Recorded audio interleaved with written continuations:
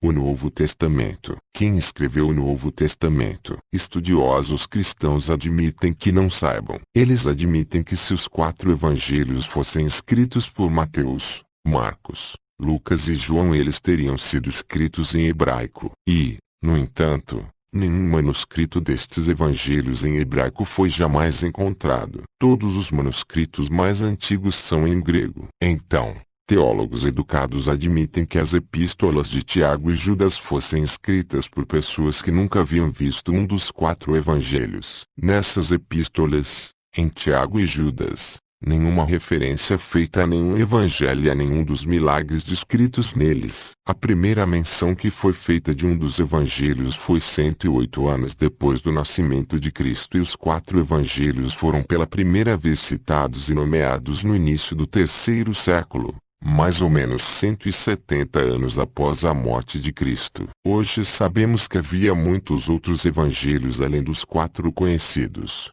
alguns dos quais perdidos. Havia o evangelho de Paulo, dos egípcios, dos hebreus, da perfeição, de Judas, de Tadeu, da infância, de Tomás, de Maria, de André, de Nicodemos, de Marcião e muitos outros. Então havia os Atos de Pilatos, de André, de Maria, de Paulo, de Tecla e de muitos outros, e um livro chamado Pastor de Hermas. A princípio, nem todos desses livros eram considerados inspirados. O Velho Testamento era tido como divino, mas os livros conhecidos hoje como o Novo Testamento eram considerados como produção humana. Sabemos hoje que se desconhecem os autores dos 4 evangelhos. A questão é: eram os autores desses evangelhos inspirados? Se fossem inspirados, os 4 evangelhos deveriam ser verdadeiros. Se fossem verdadeiros, deveriam concordar entre si. Os 4 evangelhos não concordam. Mateus,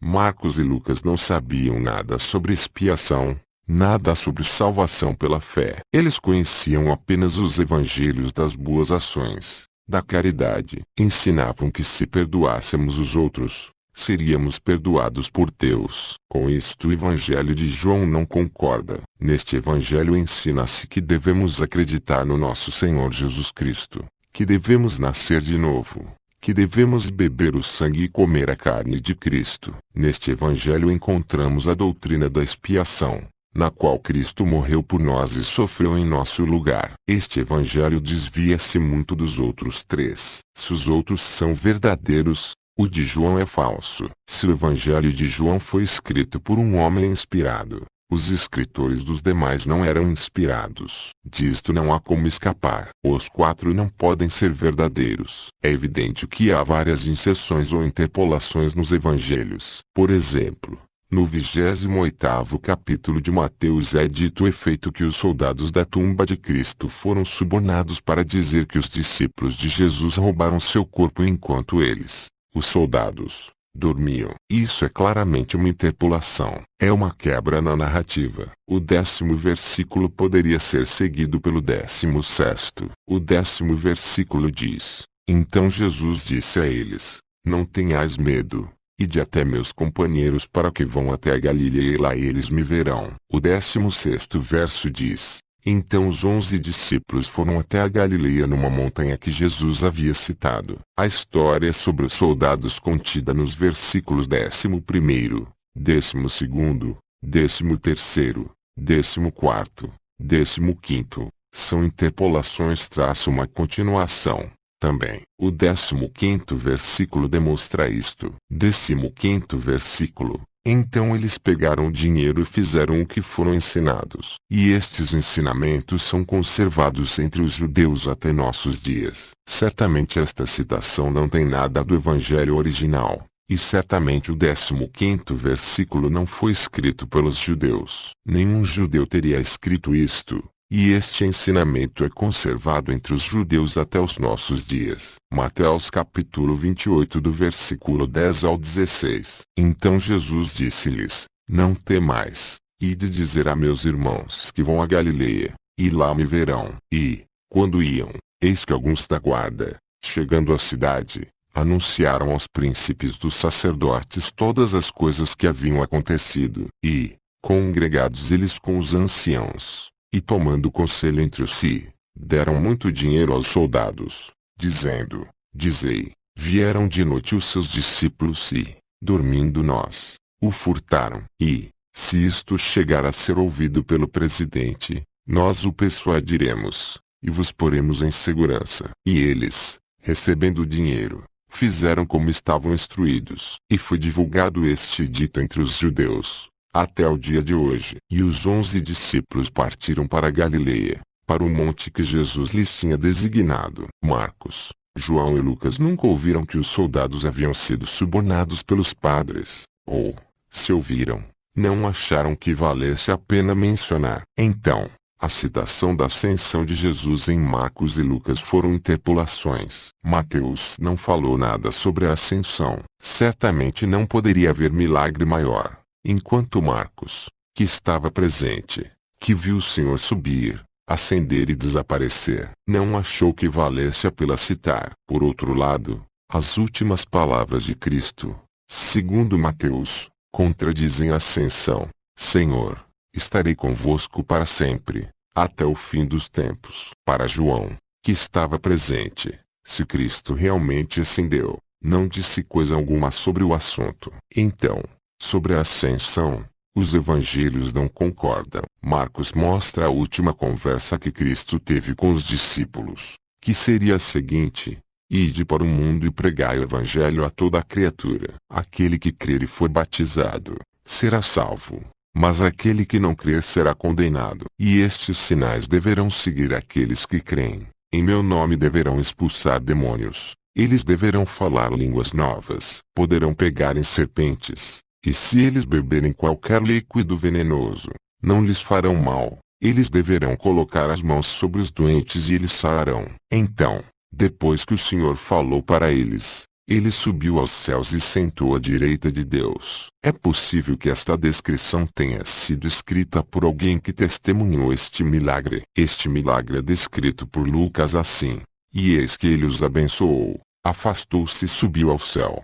Brevidade é a alma do saber. Em Atos é ensinado que, quando ele tinha falado, quando eles viram, ele tinha partido, e uma nuvem o levou para longe de suas vistas. Nem Lucas, nem Mateus, nem João, nem os escritores dos Atos ouviram uma palavra da conversa atribuída a Cristo por Marcos. O fato é que a ascensão de Cristo não foi aplaudida pelos discípulos. Em princípio, Cristo era um homem, nada mais. Maria era sua mãe, José, seu pai. A genealogia do seu pai, José, é dada para mostrar que ele era do sangue de Davi. Então, a alegação era de que ele era o Filho de Deus, e que sua mãe era uma virgem, e que ela permaneceu virgem até sua morte. Então, a afirmação foi feita de que Cristo ressurgiu dos mortos e ascendeu corporalmente aos céus. Passaram-se muitos anos para que estes absurdos se apossassem da mente dos homens. Se Cristo ressurgiu dos mortos,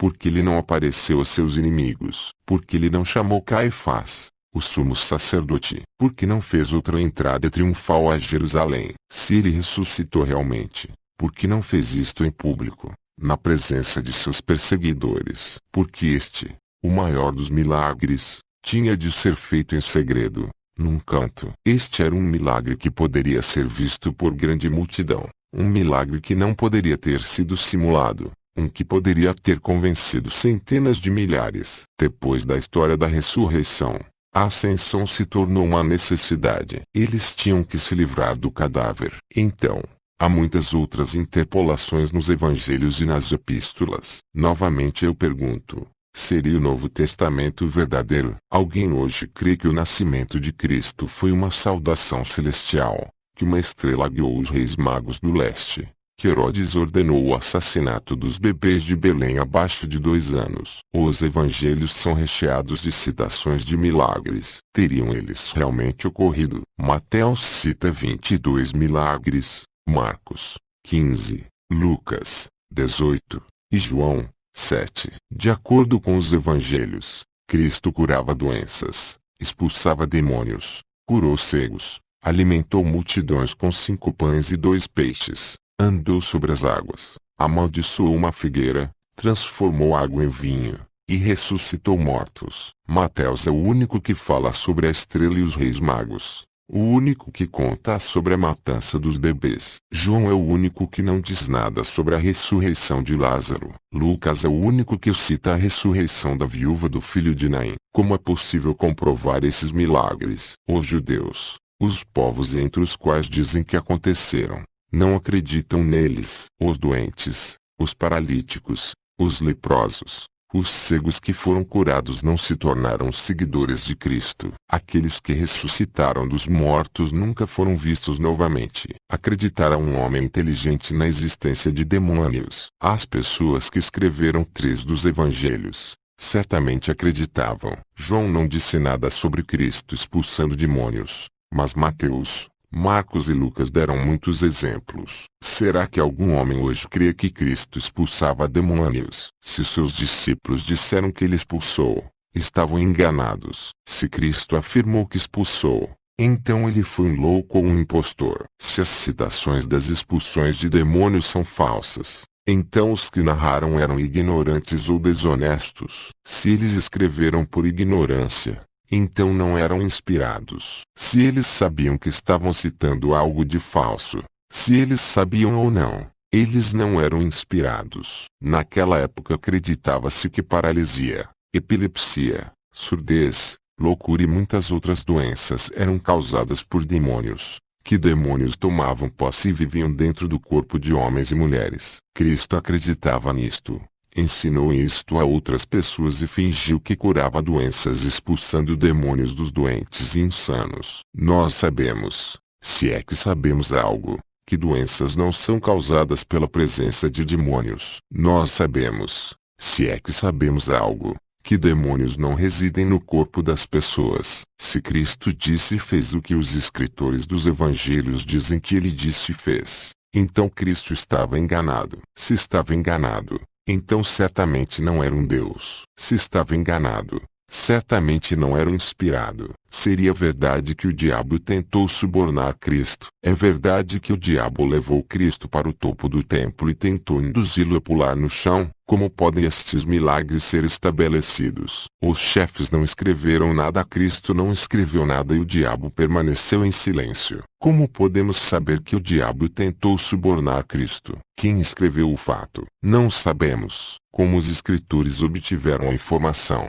Não sabemos. Alguém há uns 700 anos afirmou que o diabo tentara subornar Deus, que o diabo levou Deus para o alto do templo, que tentou induzir Deus a pular no chão e que Deus era intelectualmente muito superior ao diabo. Estas são todas as evidências que possuímos. Há algo na literatura mundial mais perfeitamente idiota. Pessoas inteligentes não acreditam mais em feiticeiras, magos, fantasmas e diabos. E eles estão perfeitamente satisfeitos com o fato de que cada palavra do Novo Testamento sobre expulsão de demônios é falsa. Podemos crer que Cristo ressuscitou os mortos. Uma viúva, moradora de Naim, está seguindo seu filho em cortejo para a tumba. Cristo detém o funeral e levanta o morto e o devolve aos braços de sua mãe. Este jovem desapareceu. Dele nunca mais se ouviu falar. Ninguém teve o menor interesse em saber sobre o homem que retornou do mundo dos mortos. Lucas é o único que conta a história. Talvez Mateus, Marcos e João nunca ouviram falar,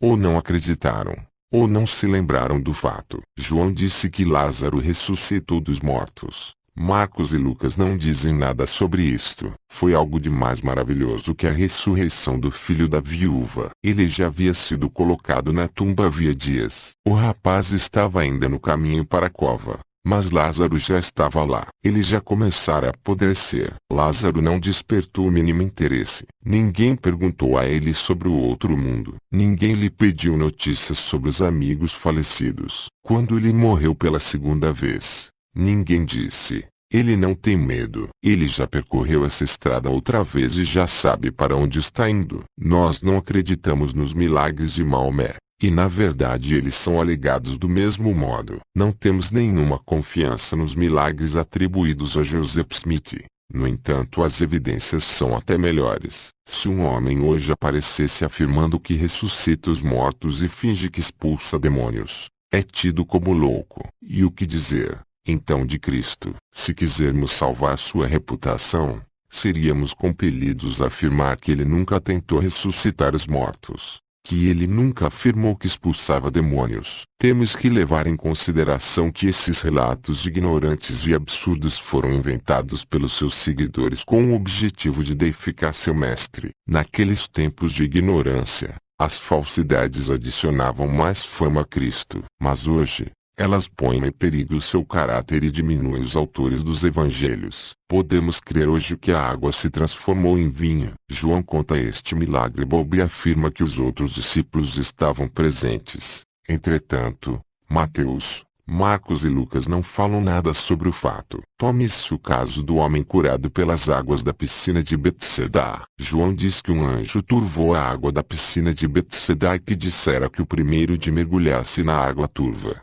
seria curado. Alguém pode crer que um anjo foi até a piscina e turvou a água. Alguém acredita que o primeiro pobre coitado a tocar na água curou. Entretanto, o autor do evangelho acreditou e citou estes absurdos. Se ele estava enganado sobre este milagre, certamente estava também sobre todos os outros que contou. João é o único que cita este milagre da piscina. Provavelmente os outros evangelistas não crerão na história. Como podemos julgar estes supostos milagres? Nos dias dos discípulos e por muitos séculos depois, o mundo era cheio do sobrenatural. Quase tudo o que acontecia era tido como sobrenatural. Deus era o governador do mundo. Se as pessoas eram boas, Deus mandava semente e colheita, mas se eles eram más, ele mandava enchentes, granizo e fome. Se algo maravilhoso ocorria, era exagerado até se transformar num milagre. Da ordem de eventos, da inquebrável cadeia de causas e efeito,